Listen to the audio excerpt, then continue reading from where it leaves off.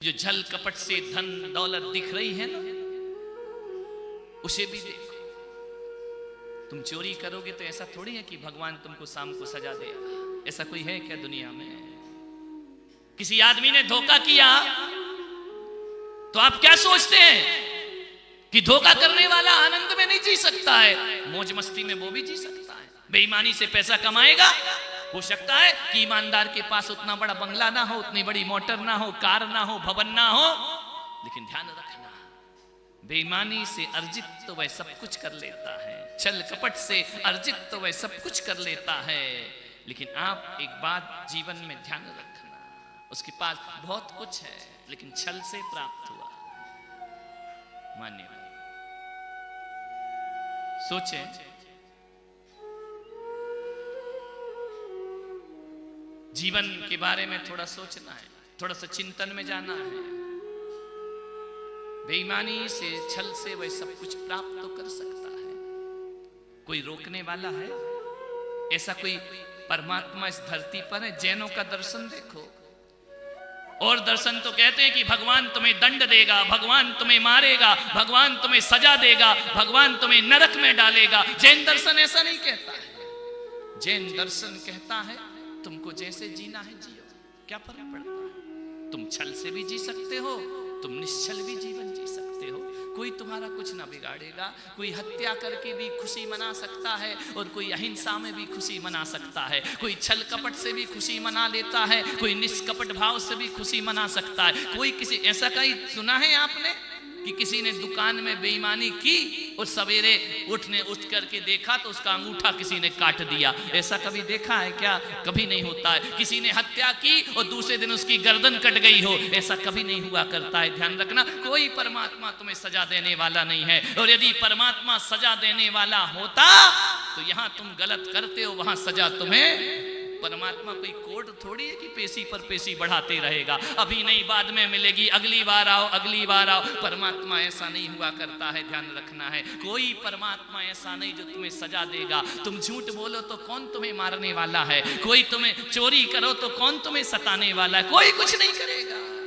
अपने व्रतों का पालन छल से करो तो भी भगवान कुछ बोलने वाले नहीं है, ईमानदारी से करो तो भी भगवान बोलने वाले नहीं है। भगवान तो छोड़ो, कोई तुम्हें कुछ बोलने वाला नहीं है। आदमी स्वतंत्र है, जैसा जिए वैसा जी सकता है, कोई पाबंदी लगाने वाला नहीं है। सोचना आपको है, आपको कौन सी दुनिया चुनना है? छल कपट की दुनिया चुनना है या निष्कपट की दुनिया चुनना है? कभी सुपरमार्केट में गए, मॉल में आजकल बाजार लगा है, बोलो सारा सामान रखा है ना पूरा।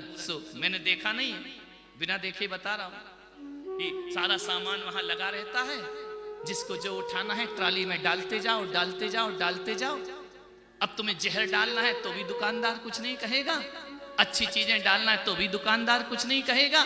उसे क्या लेना देना है? तुमको तो जो तुम्हारी च्वाइस हो, जो तुम्हारी इच्छा हो, उसमें डालते जाइए, डालते जाइए, डालते जाइए। कोई हाथ पकड़ने वाला नहीं है, कोई रोकने वाला नहीं है, कोई रोक टोक नहीं करेगा। वहां करते हैं क्या सोहन जी? देखा है ना मार्केट में ऐसे ही आजकल वो वाला थोड़ी है, वो अपना पुराना जमाना की टमाटर छांट छांट के ले रहे हैं। यहाँ तो जो रखा है रखा है, उठाओ ट्राली में रखो और आगे बढ़ो। कोई रोकता है तुमको? हाथ पकड़ता है? बोलो, मार्केट नहीं गए क्या?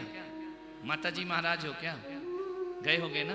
ऐसे ही होता है ना आजकल। हमारे समय ऐसा नहीं था, हमारे समय तो देखना पड़ता था, तराजू देखना पड़ता था। आजकल तो पैकेट पे ही सब लिखा रहता है, ये उठाओ ये डालो, ये उठाओ ये डालो, ये उठाओ ये डालो।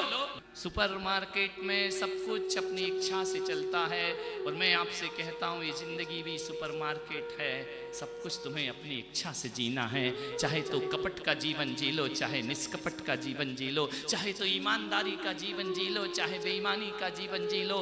कोई तुम्हें रोकने वाला नहीं है। लेकिन ध्यान रखना, जैसे ही आपने कोई सामान रखा, कोई सामान रखा, कोई सामान ट्राली में रखा, ध्यान रखना, bill bill bill bill bill bill तैयार हो रहा है, ध्यान रखना।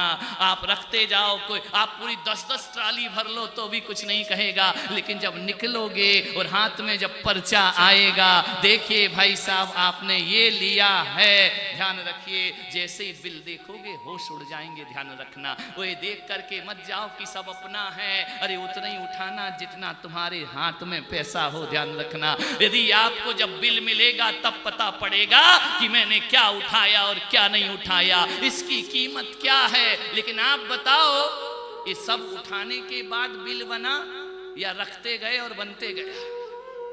बोलो बोलो बोलो। एक पैकेट डाला, वहां तैयारी चल रही है, मशीन तैयार हो रही है, 2 डाले 3 डाले, लास्ट में तो वो दिखाता है। समझ में आ रहा?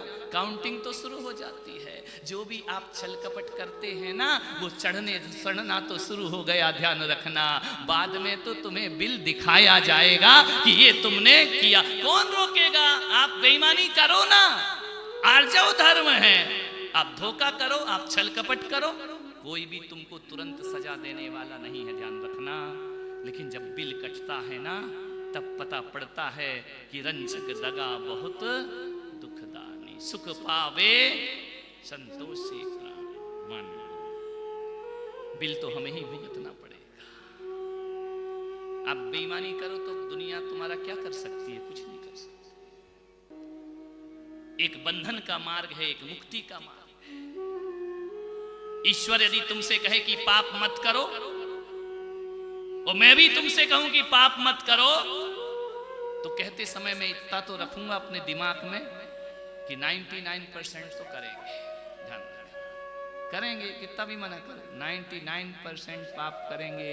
1% उम्मीद रख सकता हूं कि ये पाप नहीं करेंगे। 99% तो आप पाप करेंगे। फिर उसमें ना ईश्वर कुछ करेगा, ना गुरु कुछ करेंगे, ना भगवान कुछ करेगा। ध्यान रखना है। आपसे इतना ही निवेदन है, यदि मुक्ति चाहते हो तो इन चीज़ों को छोड़ दो, और बंधन चाहते हो इन चीज़ों को स्वीकार करते रहो। यह जैन धर्म इतनी बड़ी स्वतंत्रता देता है। वो नहीं कहता कि तुम मेरी शरण में आओ तो मैं पाप से मुक्त कर दूंगा। भगवान नहीं कहते मैं तुम्हें पाप की सजा दूंगा।